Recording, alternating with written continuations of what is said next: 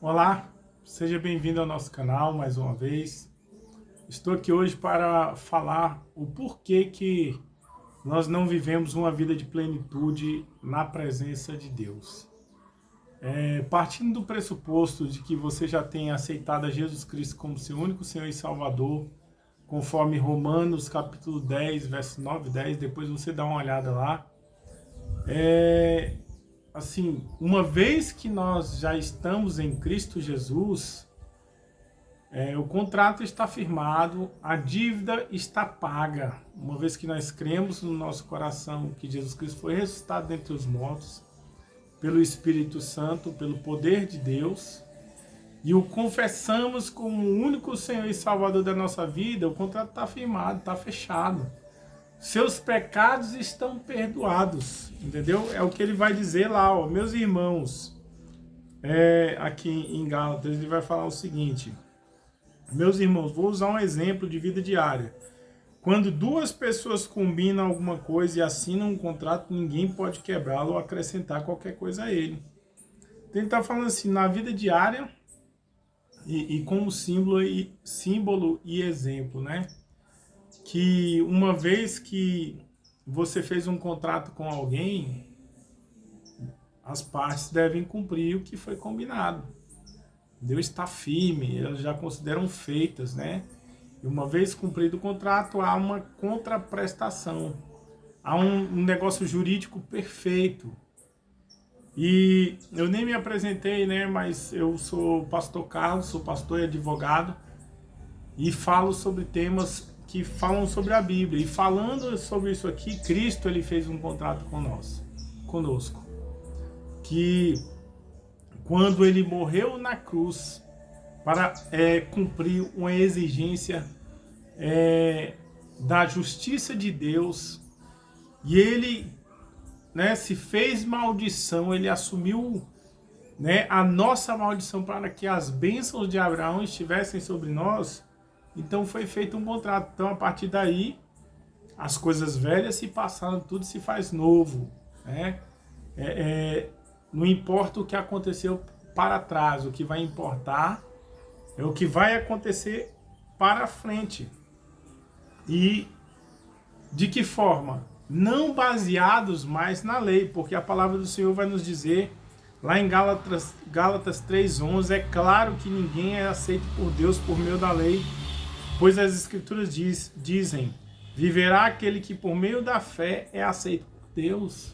E novamente ele vai dizer lá no verso 21, na parte B, é claro que não, porque se tivesse sido dado uma lei que pudesse dar vida às pessoas, então elas seriam aceitas por Deus por obedecerem a ela. Ou seja, por meio da lei ninguém é salvo, por meio da lei ninguém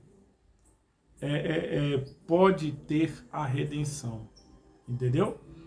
Então, compreendendo isso, que não é pelas nossas obras, pela nossa capacidade, mas pelo favor imerecido de Deus mediante a fé, a pergunta que não quer calar é por que muitas pessoas vivem ainda aprisionadas?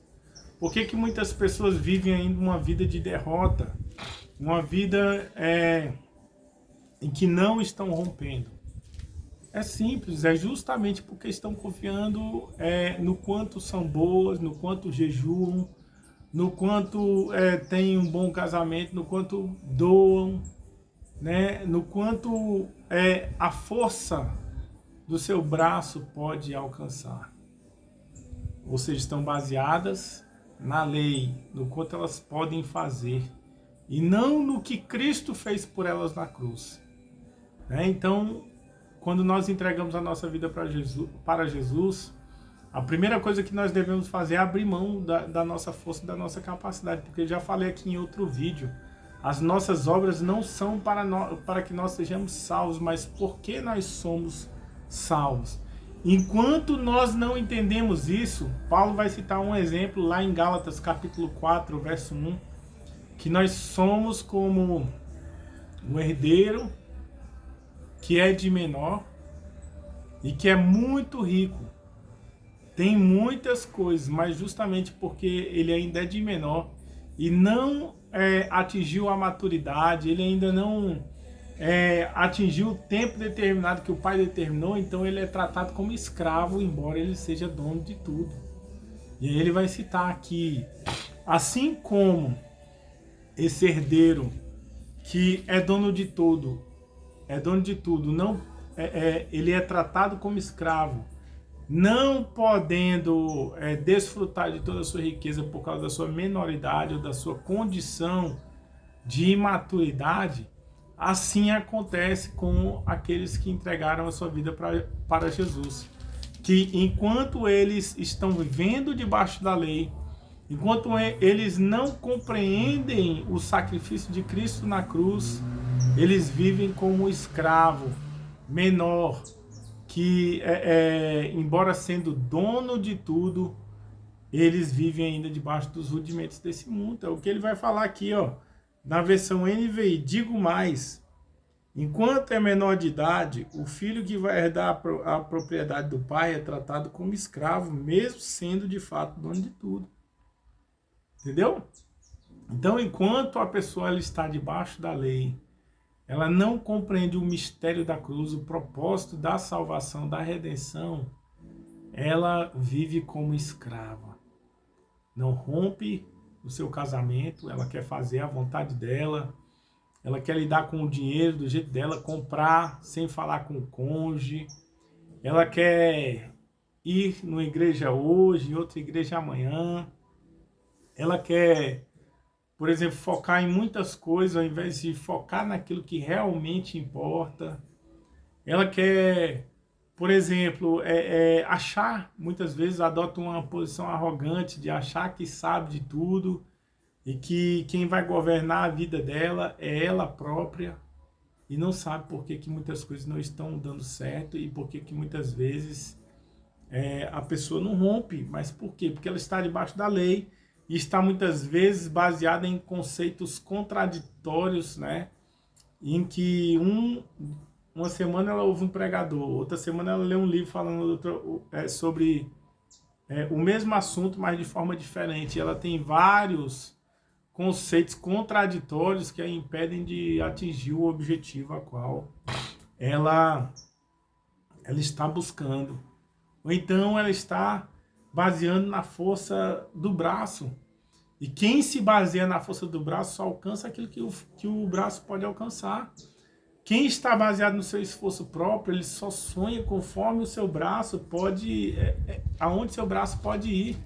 Entendeu? Então, se a pessoa ganha um salário um salário mínimo, 5 mil, 10 mil, 20 mil, 50 mil, ela só vai pensar onde o salário dela alcança. E eu vou falar, se nós temos sonhos que nós podemos alcançar, então os sonhos são nossos. Agora, quando nós sonhamos os sonhos de Deus, geralmente são sonhos impossíveis aos olhos dos homens, sonhos em que para vivermos nós precisamos do milagre do Senhor, entendeu? Então você está baseado, tem sonhado baseado na força do seu braço, na sua capacidade, os sonhos em que você fala, isso aqui para mim viver é só um milagre, é só o poder de Deus, entendeu? Porque a pessoa que vive debaixo da lei, ela vive como escrava, limitada na sua vida sentimental, ela se menospreza, ela não acredita nela mesma, que ela pode viajar, alcançar, fazer a obra, ser uma líder de célula, fazer discípulo, ela não acredita em nada. Por quê? Ela se menospreza, ela está baseada na lei. E aí ele fala, enquanto é menor, há pessoas que tomam conta dele e cuidam dos seus negócios até o tempo marcado pelo Pai. E aí Paulo vai falar, assim também nós, antes de ficarmos adultos espiritualmente, fomos escravos dos poderes espirituais que dominam o mundo. Então Paulo está falando aqui que aquele que não amadurece na fé, ele se torna escravo dos poderes desse mundo. Então eu quero perguntar para você, até quando você vai ser um crente de 3, 4, 5, 6 anos, 10 anos dentro da igreja e vai agir como uma criança? Vai dar trabalho para o seu pastor, para o seu líder? Até quando você vai ficar só lendo Bíblia e não vai pregar a palavra, não vai fazer discípulo, não faz nada na igreja, só dá trabalho, só reclama do cantor reclama do pregador, reclama do pai, reclama da mãe, e o que você está fazendo para contribuir para a vida do seu próximo, para melhorar o ambiente do seu casamento, da sua família, do seu trabalho. Entendeu? A pessoa que ela ainda não compreendeu o posicionamento, o porquê Deus a chamou, ela age como uma criança.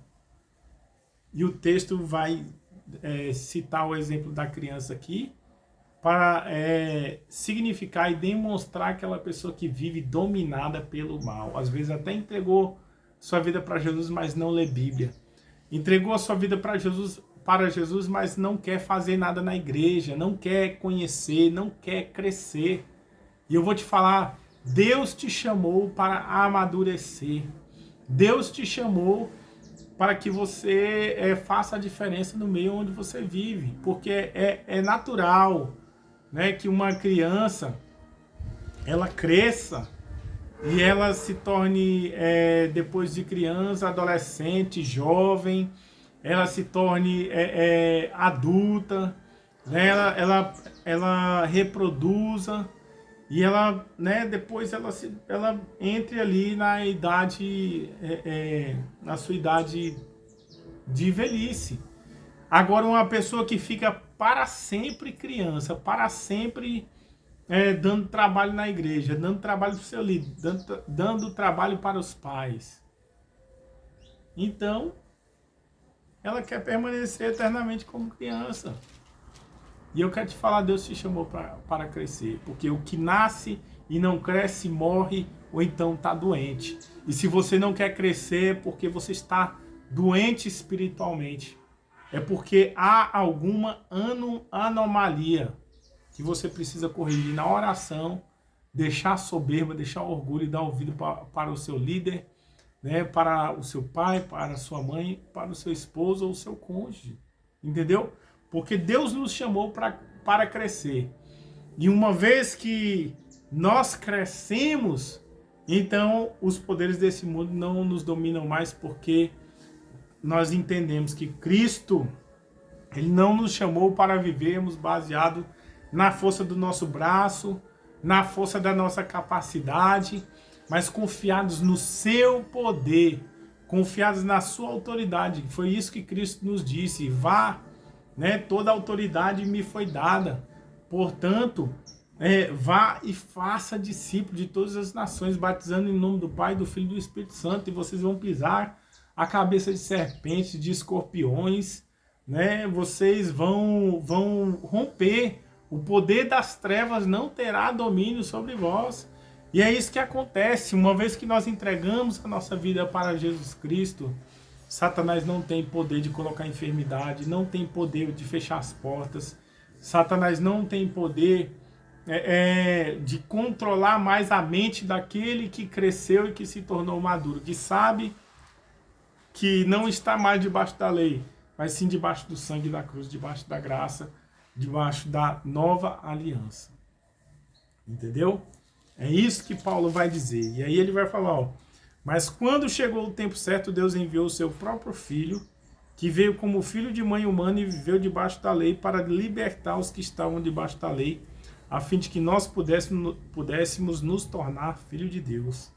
Ele está falando aqui que no tempo certo da eternidade, Deus enviou o seu Filho para nascer, né, como filho de mãe humana, assumir a forma humana, para morrer debaixo da lei, cumprir toda a lei, para que todo aquele que nele crê não estivesse mais debaixo da lei, mas sim debaixo da sua graça, da graça da nova aliança, que nos retira do status de servo e nos trata como filho. Eu acho isso muito interessante, porque o servo, ele fica distante. O servo, ele só trabalha por ordem, né? Mas o filho ele tem liberdade de conversar com o pai, de deitar no colo. Ele tem liberdade, por exemplo, quando você vai na casa do seu pai e da sua mãe, você deita no sofá, de abrir a geladeira, de orar em pé, orar deitado, orar dormindo, falar com Deus na liberdade. Entendeu? Quantos ainda estão nos rudimentos da lei, que falam, não, eu não posso falar com Deus se eu estiver de bermuda. Eu não posso falar com Deus se eu não orar e não tiver de terno, não tiver feito isso, feito aquilo. Você é filho. Você é filho, você tem liberdade na presença do Pai. Você pode clamar, Abba, Pai. É isso que a palavra de Deus fala. Que a lei ela foi entregue por anjos, por intermédio de Moisés, mas Cristo ele veio para se subjugar à lei, vencer a lei e trazer a nova aliança para que todo aquele que nele crê tenha a vida eterna. Ou seja, nós temos liberdade na presença do Pai. Não precisamos mais de sacrifício de bodes, carneiros e ovelhas. Quando Cristo morreu na cruz, ressuscitou ao terceiro dia, o véu do templo se rasgou de alto a baixo e hoje nós temos acesso direto ao Pai. Por isso, deixe de ficar pedindo oração para o seu vizinho, para o seu pastor, né? Para aquela pessoa que está do seu lado, porque você pode clamar. Deus está atento ao seu clamor. Entendeu? Deus não é um Deus que é um Deus transcendente. Como vai falar aí o teísmo aberto, que Deus está longe, ele é como o relojoeiro que fez o relógio, deu corda e se afastou. Não, Deus é um Deus imanente, Deus é Deus Emanuel. Ele está atento ao nosso clamor. Ele está atento às nossas orações. Por isso ele fala assim, para mostrar que vocês são filhos de Deus. Deus enviou o Espírito do seu Filho ao nosso coração. O Espírito que clama, Abba, Pai. Ou seja, quando Cristo morreu na cruz, ressuscitou ao terceiro dia, ele falou, é necessário que eu vá para que venha o Consolador. E para onde ele mandou o Consolador? Para a arca? Para Jerusalém? Para um local físico? Não, ele mandou para o meu e o seu coração. Então, eu quero dizer para você que antes a presença de Deus, ela era representada pela arca. Hoje a arca é o meu e o seu coração. Deus habita no meu e no seu coração. Assim, nós não somos mais escravos ou servos, estando debaixo da lei, mas somos filhos. Ele fala, já que vocês são filhos de Deus, Deus dará tudo o que ele tem para dar aos seus filhos. Então, o servo é limitado. Às vezes ele tem a casinha, o cantinho dele, o quartinho dele, para ficar, e ele se resume a estar ali, fazer as suas refeições e cumprir as suas obrigações. Mas o filho ele é digno da mesma riqueza, da mesma herança. E Gálatas 3,14 vai dizer que Cristo se fez maldição para que as bênçãos de Abraão estivessem sobre nós. Então, que bênçãos são essas? Leia lá, né, em Números capítulo 13 e Gênesis capítulo 24, que você vai ver que Abraão ele era rico em servos, servas, ouro, prata, fama, e Deus o engrandeceu e o fez riquíssimo. Então, Deus tem tudo isso para nós, né? Agora a questão é entender o que é riqueza. A riqueza Deus pode dar dinheiro, mas tem pobre que tem pobre que é rico, que tem dinheiro, gente que mora em mansão, que não pode sair dali, que não pode dormir sem uma tarja preta, que tem dinheiro. Então é um pobre. E muitas vezes não tem Deus, entendeu?